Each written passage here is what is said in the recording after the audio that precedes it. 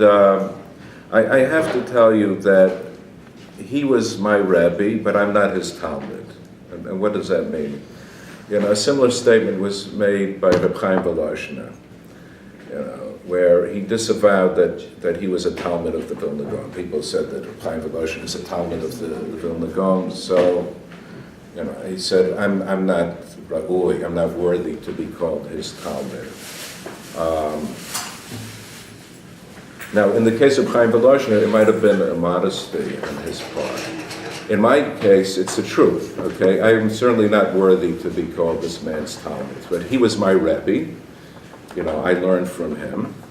But I am, by no stretch of the imagination, his Talmud, and I'm sure he would be very upset if anybody would ever mistakenly think that I am his Talmud. This man's name was Yosef David Epstein. And he was an Alter Mir, Yosef David Epstein, such as your people.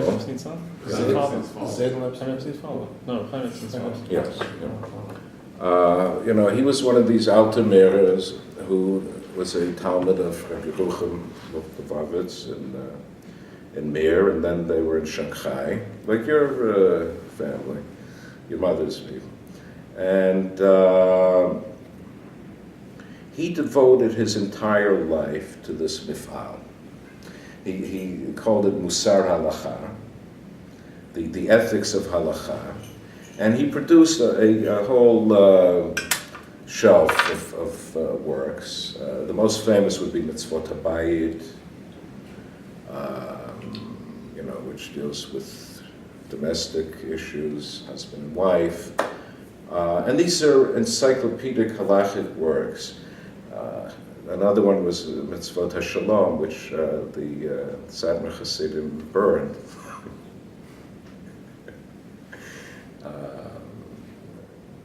It's an amazing story, because the title of the work is Mitzvot HaShalom, and he made the mistake of quoting Rav Kook in there, and he told me exactly how it was done. A truck backed up to the warehouse where the Sefer had just been printed, thousands of issues. So a truck backs up to the warehouse, and they gave a note to the guy in charge of the warehouse, supposedly signed by Yosef David Epstein, that he wants his farm, and they loaded all the thousands of copies of Mitzvot HaShalom into the truck.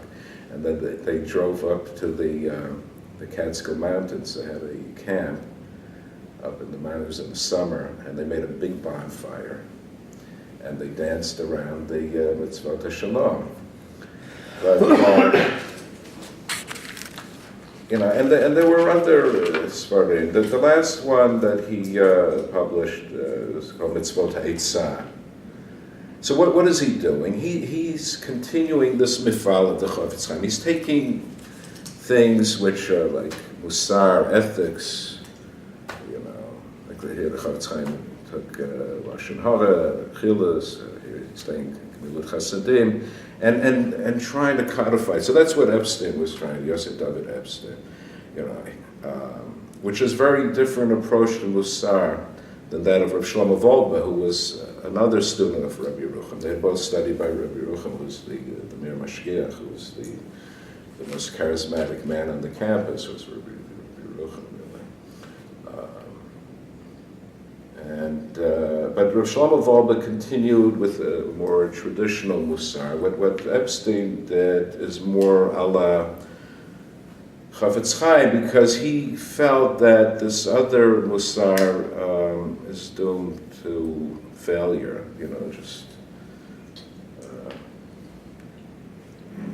it's emotional, it's pathos laden, but if it's not married to halacha, it remains an abstraction. It's not, it's not going to have any kiyum. And I think that prediction came true. I think that was, despite Rav Shlomo Wolbe's valiant attempt to set up a Bet Midrash Shel Shem Lehman, I think that Musar, that form of Musar really petered out. And the question is, and that's what you're calling into question, what is the merit of this form of musar, a halachically codified musar. But that's what Rabbi Joseph D. Epstein was. And you can, I don't know whether the books are still in print, but if you go to the libraries, the most famous was Mitzvot Habayit, which husbands and wives were supposed to study together, b'chavruta, that was his chiddush, that spouses should learn with one another as a way to preserve domestic peace and,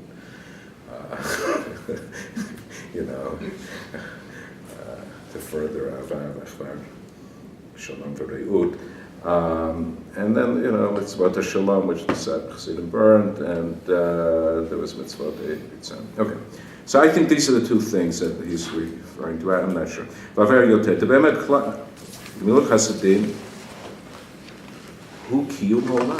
world exists for chesed. That's a pasuk that the world stands on chesed. The world is built through chesed. It's constructed of chesed. V'chovat hadam.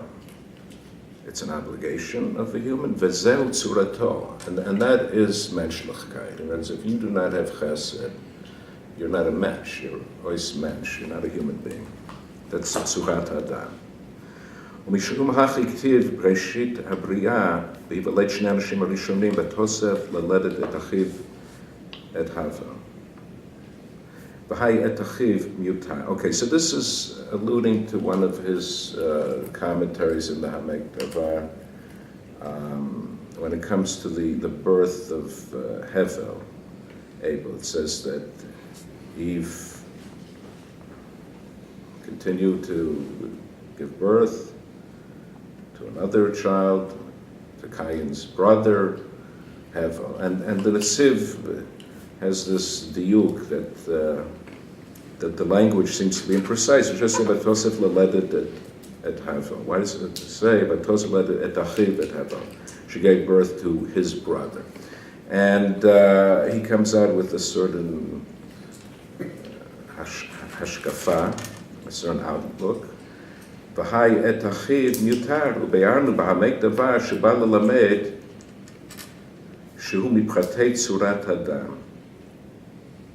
The reason you have this extra verbiage, et achiv, is to teach you that this is the tzurat hadam, this is the essence of a human being, achva, brotherhood, fraternity.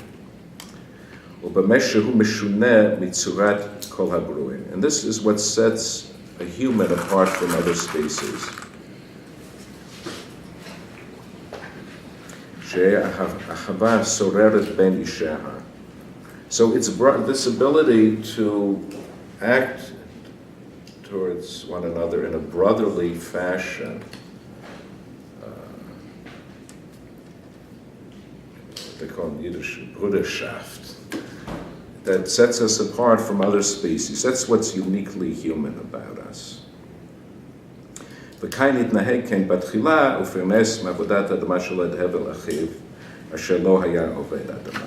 in the beginning, Cain acted in such a brotherly fashion, and he supported his brother Hevel. Hevel was the shepherd, Cain was the farmer, the agriculturalist, and he fed his brother. A farmer. We don't have a lot of derechets for farmers, unfortunately. There's a certain snobism, and people look down their noses at farmers. Where would we be without the farmers? How long would we exist without farmers? And then they live in poverty. They're not appreciated, but they are really what keeps us going. We could not survive without farmers. And that's what Cain was, and he supported his brother Hevel.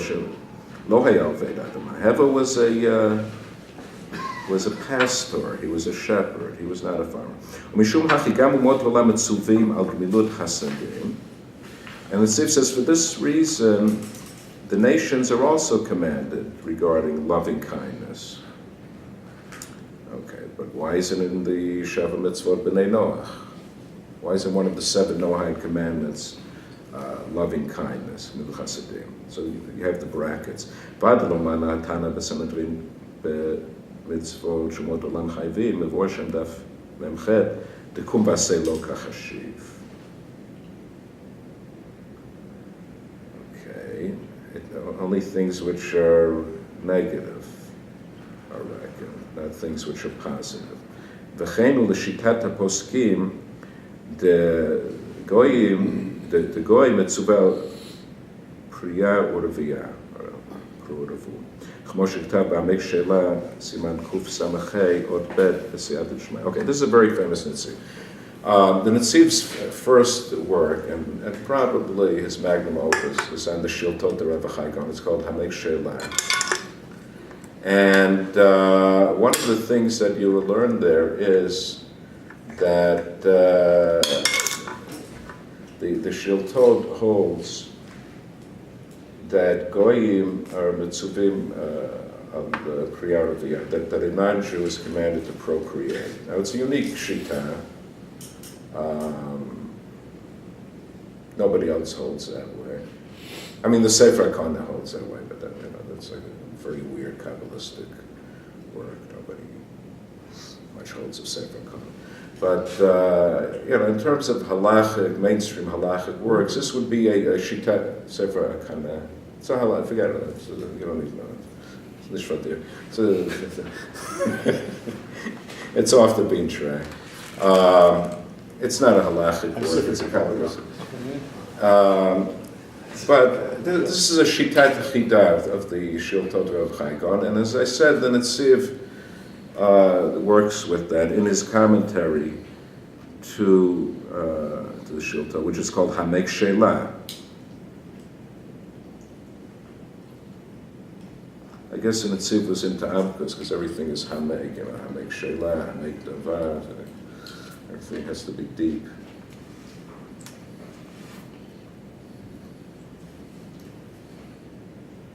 Yeah, so why isn't Pruervul one of the Shem Mitzvot?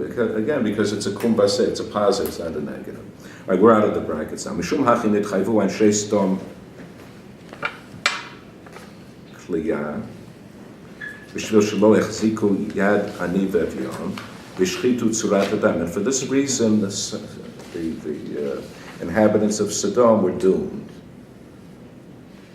Why?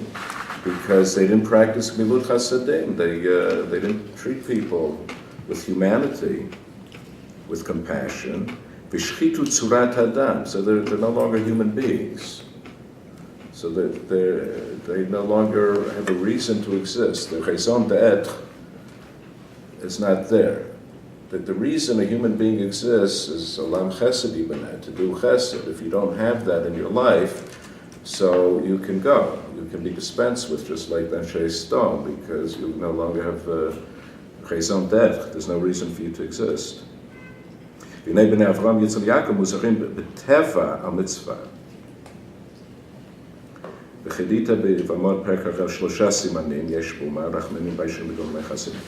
Bavli, it says this lashon, this expression, that there are three signs of a Jew. A Jew is a Rahman, a Baishan, and a Gomel Chasadim. That means that he's compassionate, he's modest, humble, ashamed, and also does for other people acts of loving kindness. So Yerushalmi Kiddushin Perek Daled Ita Shalosh Matanot Tovot L'Tan Kadosh Baruch Hu Yisrael Rachman V'Shem. And the Yerushalmi, a little different oistrok, a little different expression. Instead of three signs, Shlosha Simanim, it's Shalosh Matanot Tovot. These are three gifts that the Jewish people have been given. We've been given these gifts of רחמנים בשם כל מיני חסדים. ומשום הכי ראה יצחק אבינו בשעת ברכתו ברוח הקודש וירח את ריח בגדיו וגומר. ואיתו בסנהדרין דף ל"ז ריח בגדיו. וביארנו בהרחב דבר שם שקאי על זה העניין, עיין שם בריחוד. Okay.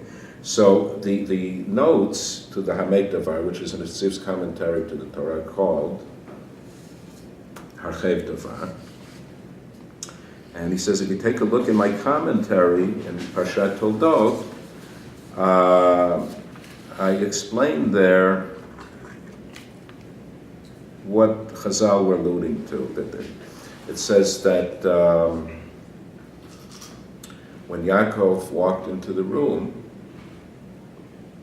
was pretending to be Esau. He's trying to get the blessings from Isaac. It says that Isaac could smell the scent, the wonderful scent of his clothing.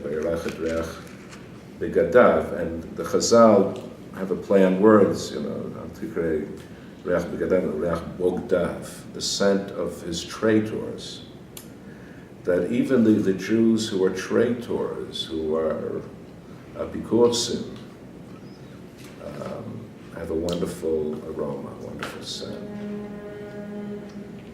So let's look at that. Again, from time to time we're going to be referring to the commentary in the Torah, the Hamekdavar. Okay, so this is Toldot. Yeah, all right. Vayarach et reach begadav. I'm looking in the Hamekdavar at the bottom. It's pretty small print.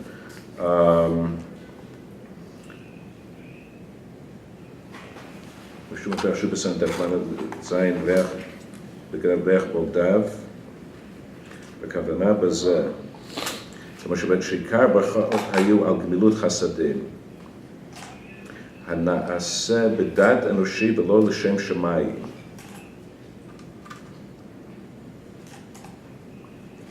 And he waxes loquacious. He's very long-winded here. And I know people have short attention spans, so I'm going to cut to the chase. But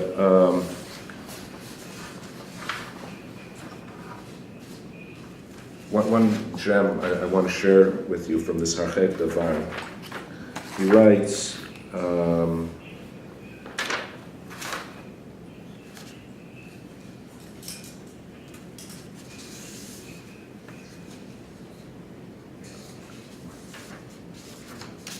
thank you.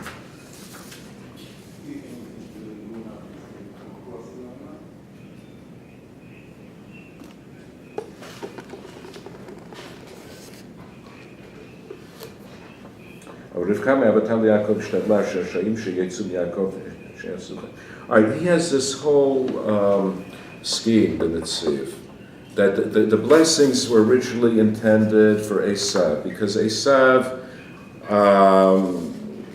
while being devoid of Judaism or Hebraism, whatever it was called at that time, but he would do Gemilut Chasadim. And Rivka's scheme was totally different. She says, nothing doing. I want those brachot for Yaakov's descendants, who will be apikursim, who will do Gemilut Chasadim. Okay, let me read it. This is wonderful. אבל רבקה מהבתה ליעקב שתלה אשר הרשעים שיצאו מיעקב, שיעשו חסד. The wicked Jews who will come out of Yaakov, who will do chesed, yisu bracha me'Hashem b'olam hazeh. They will be blessed in this world. כמו שהיה באמת בדורו של אחאב, שנתברכו בגשמים לפני קהילת אליהו, כדאית בפרק חלק, והיה בזכות חסד שאחאב בדורו נזהרים הרבה. Ahav was a terrible man. He was married to Jezebel, Bezalel, Achab, terrible people, wicked people. But they had something of the zchut. And now this is the sound bite. V'chen b'chol dor yesh apikursim v'en balei chesed u'mitbarchim b'shefa. In every generation there were Jews who were apikursim. They don't believe in Torah, they don't believe in God, but they're good people. They do chesed and they're blessed. And where does the blessing come from? V'kol ba mi'birkat Yitzchak. The blessing in this world, the shefa they're blessed with in this world, comes from the blessing of Isaac to Jacob, which originally was intended for Esau, but Rivka rerouted it to the Apikursim or Yotzei Chalatzev Shel Yaakov Avinu. V'kol ba mi'birkat Yitzchak, shekiven levarech et Esav v'higia liYaakov. So better should come from an Apikurus Jew than from an Erlich guy. Right? That's what it's saying, because Yitzchak wanted it for Esau. I don't know how Erlich it, but anyway. So that's Vayarach et Reach Begadav, Reach Bogdav. That from the Bogdim, the Apikursim, But they're good people. They give tzedakah. They're kind. They're compassionate. They'll be moser nefesh for their fellow Jew. Wonderful aroma, and they'll be blessed. Now, to go back to Rabbi Joseph David Epstein, who was my Rebbe, but I'm not his Talmud. I had many chilukei deis with him over the years, and one was in the following regard. He told me the following anecdote. He said, when the Mirna Yeshiva were embarking on the boat in Vladivostok, which would take them from the Soviet Union to Japan, there was a Jew there who was an apikoros. And he said, I will be the last man on this boat. And Epstein was very spoiled from that, because here, they're killing each other. This is the last boat out. You don't get on this boat, you're going to Siberia, okay? People are losing their minds, it's like, the last flight out of Havana before Fidel marches in. This is the last boat, and Rashivas, rabbis, they're killing each other again on the boat. And here's a Jew who's an apikosko, and he's standing there, and everybody goes, and he says, I will be the last man on this boat. So Epstein was very taken with this. But he couldn't wrap his mind around it. Unlike the Netziv, who could wrap his mind around Epstein, he couldn't wrap his mind. So he had to minimize.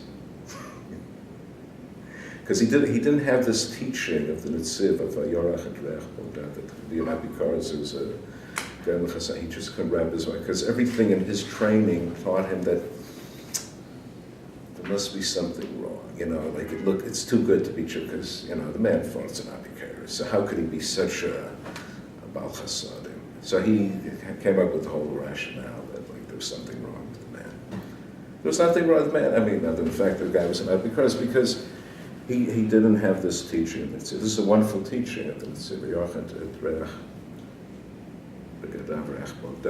and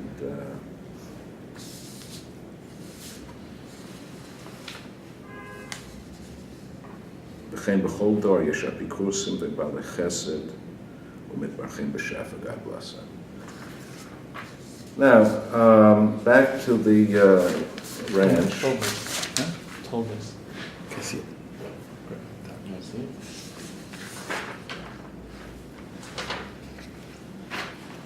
ובספר שמות, בשעת מתן תורה שמע השם למשה רבנו תנאי ההתקשרות, שהוא יתברך מתקשר מישראל. It's like Tanoim. He explains in Hamikdash, it's like a marriage ceremony. Har Sinai, Ma'amad Har Sinai, Jews receive the Torah. Mount Sinai, God is like a chasim, or like how it's, and they're Tanoim. So what Tanaei HaHitkashrut.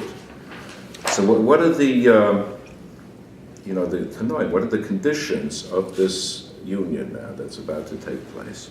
שיתברך מתקשר מישראל להיות לו לעם, והוא יהיה להם לאלוהים. ועתה אם שמוע תשמעו לקולי, שמעתם את בריתי, והייתם לי סגולה מכל עמים, כי לי כל הארץ. ואמר השם למשה, שאמר לבית יעקב, יגד לבני ישראל, הנשפרש הדיבור לבית יעקב, היינו המון עם, בזה אופן של אמירה, ובני ישראל בזה אופן של הגדה, ונתבהר שם, so he's referring you to his commentary in Yitro, which I'll share with in a moment. ובסוף פרשת משפטים, כ"ד מגרע זין, that's like, kapitel 24, pasuk, verse 7. שלפני העם לא התנה כי לשמוע בקול תורה ולשמור עבודה, אבל על גמילות חסדים לא הזהיר כלל, ואשר שמעצמם הם המוזהרים על זה. מה שאין כן בדברי ישראל הזהיר גם על גמילות חסדים שלו, לא מצד הטבע ושכל אנושי על לשם שם. Okay, so the Netziv's reading of the situation of the Tanoim, of this marriage contract, is that it consists of two pillars, Torah and Avodah, but not Gemilut Chasadim. It's not founded or predicated on Gemilut Chasadim. Shoshat Varim Olam Omeid, the beginning of Avot, So these are three pillars, and he analyzes and he sees that built into the contract is Torah and Avodah, but not Gemilut Chasadim, and because that's our nature. By nature, we Jews are Gomlei Chasadim. That's one of the Shosha Simanim, or Shalosh Matanot Tovot, the Yerushalmi. But later, there is a Kabbalah of Gemilut Chasadim, not on the part of the Hamon Am, but on the part of the elite. And that's what you're getting at the end of Mishpatim, where they say, Naseh b'nishma. And the Netziv says that what that means is that the Hamon Am, the average Jews, are left in their natural state, where the Gemilut Chasadim is done by nature. And again, you can see where he's going with this. This is coming to your issue of the codification. You leave it alone. Just, Jews are Gomlei Chasadim, though. Your average Jew, without a mitzvah in Kesef Tavet, he probably doesn't even know there's a mitzvah in the Torah. In Kesef Tavet, that, it's actually a mitzvah to say to Lenma, but just, a good, good skite, just a natural goodness. You hit them up for a loan, you'll get your loan without interest. So maybe leave it at that. And the Netziv's reading, and again, this is not my reading, I would not consider it Pshuto Shemikra by my Rabbi standards. Not Rabbi, I'm saying my other Rabbi, Amihud Nachmani, it wouldn't pass as Pshuto Shemikra, but it seems to be Gedarshan, like reading into. But that's what Netziv says, that the Tanoim of the Hitkashrut between the Chas and Kala, the cosmic bride and groom on Mount Sinai, consisted of Torah and Avodah, not Gemilut Chasadim. Later, Gemilut Chasadim comes into the picture vis-a-vis the Gedolim, the elite. The Hamon Am were left with their natural proclivity what does that of mean? Gemilut Chasadim. A separate Torah for Gedolei Yisrael? That's like A separate, that they had to upgrade. In other words, the Gedolei Yisrael cannot remain with the natural Gemilut Chasadim. They have to upgrade their Gemilut Chasadim. It has to become ratiocinated. It has to become halachized. That's in Mitzvah of Asna. It has to be the Shem Shemayim, not Mitzvah Teva, he writes. Shalom mitzad teva seichel noshi elo l'shem shemayim. Okay, now I'm glad you mentioned mitzad teva, because here I wanted to speak about Kant. I'm going to segue to Kant now.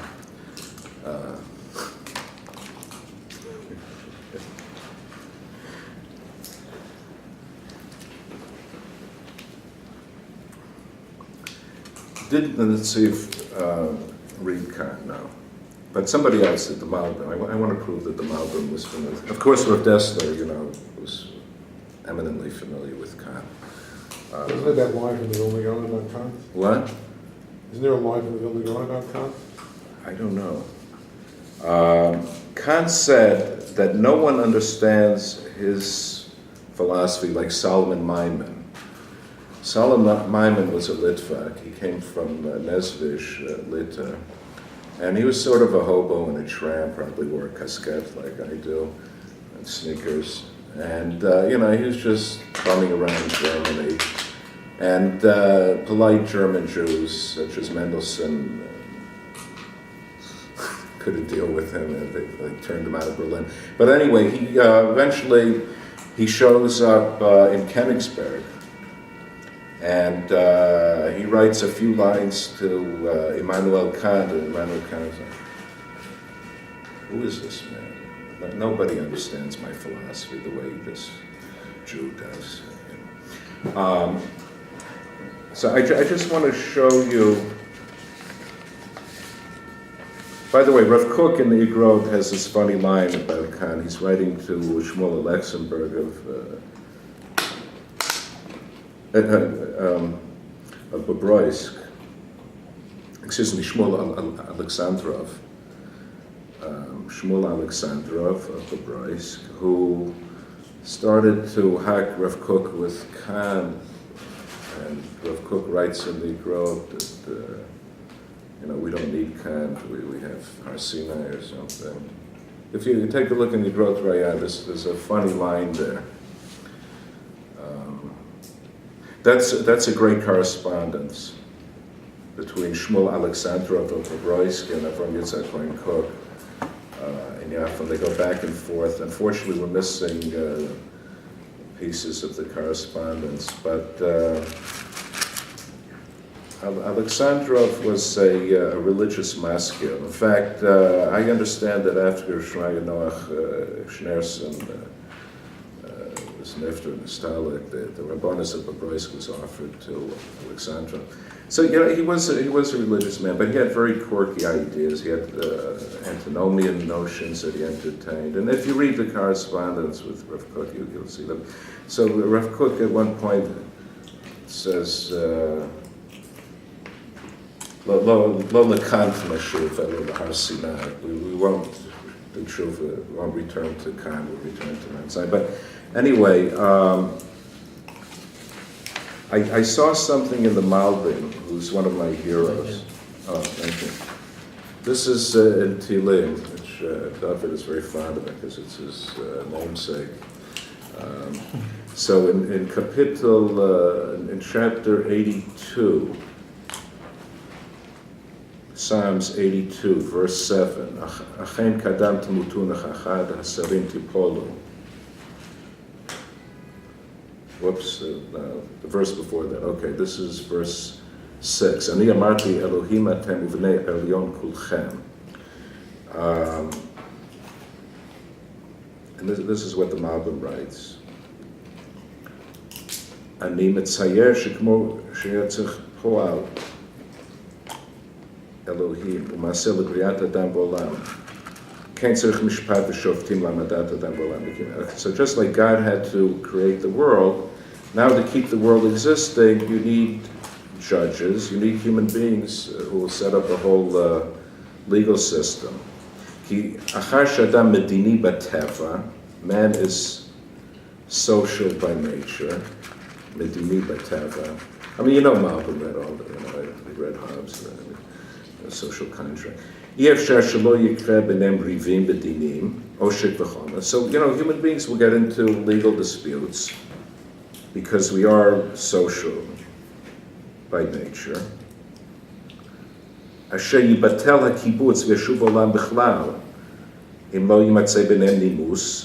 is the Greek nomos, mishpat v'shoftim. So, the whole social fabric will come disraveled. Will come apart if there's not nomos, law. Mitzad ze yedameh otam kilu hem Elohim, yotzei olam. Elohim means shoftim. So ani amarti Elohim times ago. I said that you're Elohim, shoftim, that you're judges, but a judge is like God, because just like God created the world, the judge maintains the existence of the world. So there's something godlike about a judge. There's something divine there. כי הם שותפים לו בזה, שהוא ברא את עולם, והם המקיימים אותו, כמו שכל דיין הדן דין אמת, לאמיתו נעשה שותף לקדוש ברוך הוא במעשה בשם. That's a famous מאמר חז"ל. כל דיין הדן דין אמת לאמיתו. Any judge who judges truthfully, נעשה שותף לקדוש ברוך הוא במעשה בשם. Becomes a partner in God's creation. וכן חשבם לבני עליון. That's the end of the pasuk. B'nei Elyon kulchem. Okay, now listen to this.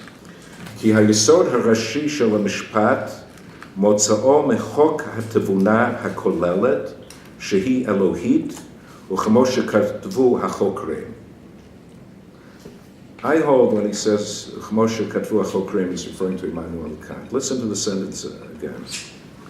Ki hayesod harashi, the foundation Shal HaMishpat of law. Motzao mechok hatevuna. Tevuna is the pay dirt. Vernunft, in German is the word. Reason, in Hebrew it's tivuna. Mechok ha-tivuna ha-kolelet. The source of the judicial. Mechok ha-tivuna ha-kolelet is from reason, shehi Elohit, which is divine, u'chemo shekatvu ha-chokrim. Which philosopher said that, if not Immanuel Kant? That's Immanuel Kant that said that. That it's called the categorical imperative, that in a human being, there's a reason which is divine. Now, one of the criticisms that was immediately leveled against Kant when he came out with this, the categorical imperative, some wise guy, philosopher, said, "Oh, you mean it's wrong to lie? It's wrong to tell a lie." Kant says, "Yeah, it's wrong to lie. That's built into the tivuna, the vernunft, the reason of human beings." And he says, "Okay.